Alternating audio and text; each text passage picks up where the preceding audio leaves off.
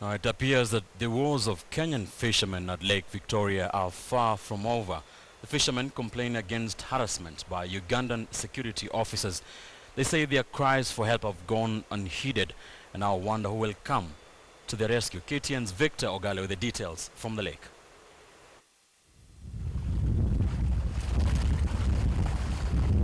The lake license, as referred to by the locals here, has for the past 2 months brought about suffering to Kenyan fishermen in Lake Victoria, especially those near Uganda such as Busia and Siaya counties. In October this year, the Ugandan government passed a law that sought to see any water vessel that enters into their territory possess a special number plate.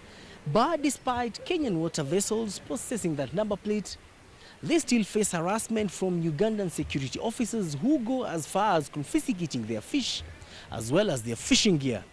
Kenyan fishermen have been charged in Ugandan courts while others have been jailed for fishing in Ugandan territorial waters. Islands that have for a long time been known to belong to Kenya have been turned into resting grounds for Ugandan soldiers. Pale hakuna sababu sahihi ya kushika mtu. Akikushika hata ukiwa na vitu zenye wanataka, samaki zako ndio watachukua zote na unarudi bila samaki. Kiaraha nikiwa hapa Kenya nisiposumbuliwa. Hata nasikia uchungu nikisikia Mkenya pia amenyanyashwa ikiwa kule kwetu Uganda.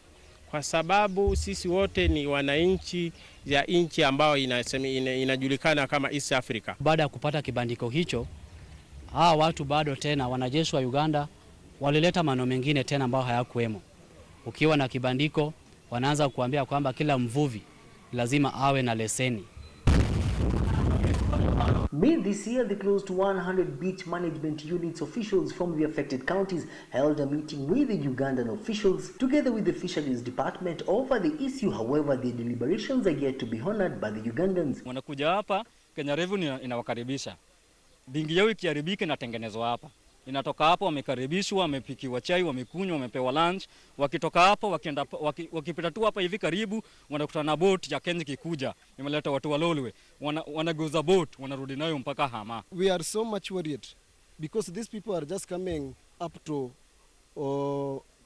Ndeda, Oyamo, Mageta. So we don't know where the border is. Clarence Owuor is a boat owner to Hanya Beach, Siaya County. She has had to part with over 200,000 shillings for her 3 boats and her 6 crew members following the new law. On the other hand, the beaches are manned by administration police who have no expertise about water bodies, unlike the Ugandan counterparts who are well equipped. So, and it will expire in December. So that allows me to only do the fishing for only 2 months, which is very expensive on my side because the kind of business I'm doing is also not promising.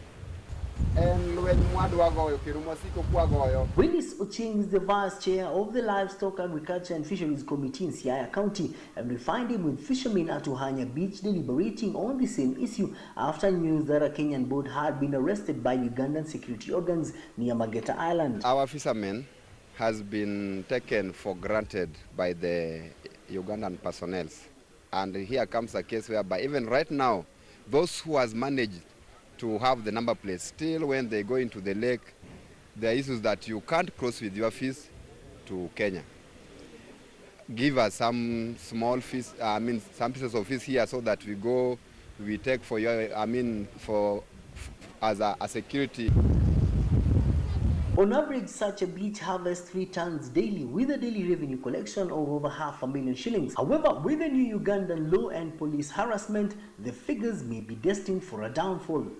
Victor Ogale, KTN News, in the county of Siaya.